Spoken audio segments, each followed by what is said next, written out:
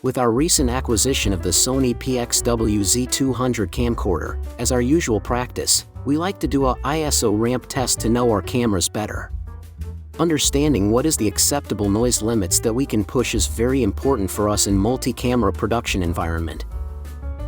In this test, we are also going to compare the Z200 to the sensitivity of the FX30 with Tamron 18 to 300mm 16x super zoom that we often use to replicate as a B-roll camera. As such, we'll be matching codecs to XAVCS, 4K 25p, 10-bit 422 at 140 megabits per second bitrate. To minimize lens discrepancy, we kept both cameras to be at about 24mm, f4.0, 1/50 shutter speeds, and color temperature locked at 4000K. This is at ISO 250.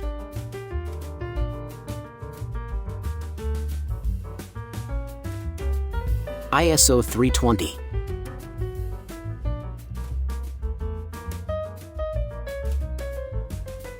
ISO 400.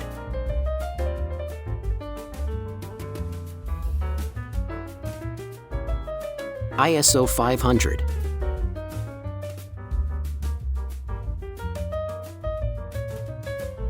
ISO 640.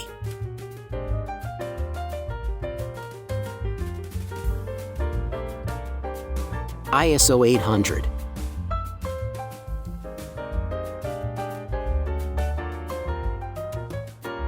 ISO 1000.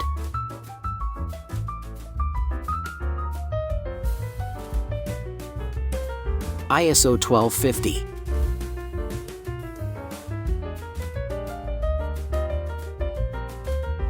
ISO 1600.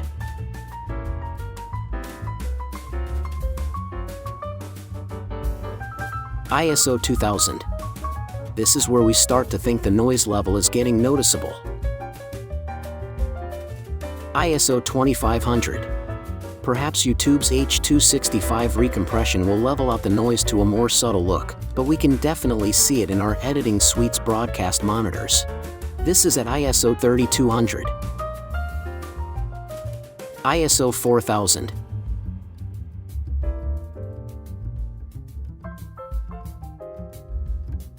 ISO 5000.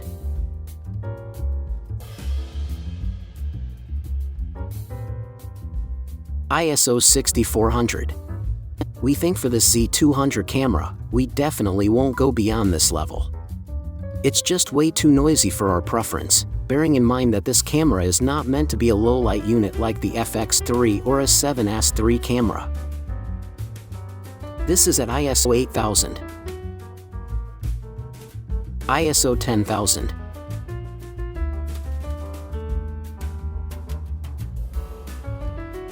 ISO 12800.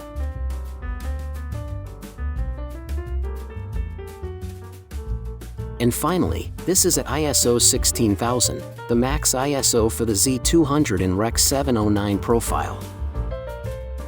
Now, let's bring in the footage from FX30 and do a side-by-side compare. Bearing in mind that we put the FX30 in Rec 709 video mode, not in Cine EEI log mode. On first look, both at ISO 250, we can immediately tell that the black levels are different, and the sensitivity of the FX30 is much better. The black levels are crisp and much cleaner. We can possibly crush the black levels of the Z200 and get a close match. ISO 320.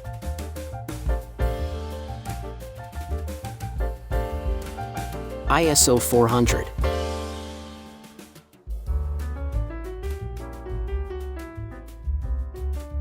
ISO 500.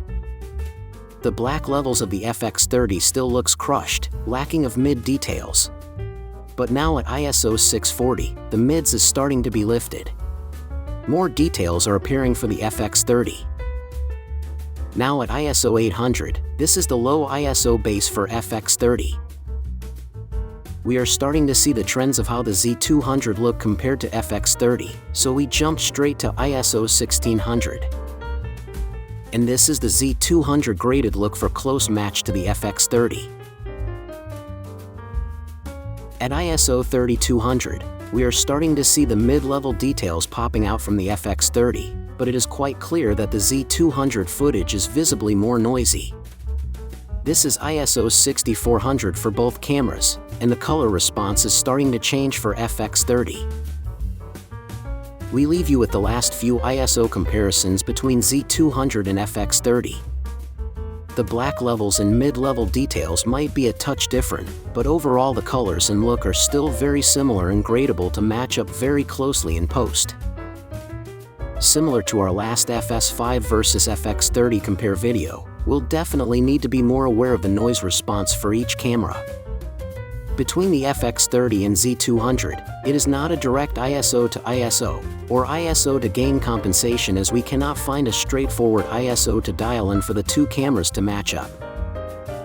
We'll definitely need to conduct more tests or gain more experience with the cameras during deployments.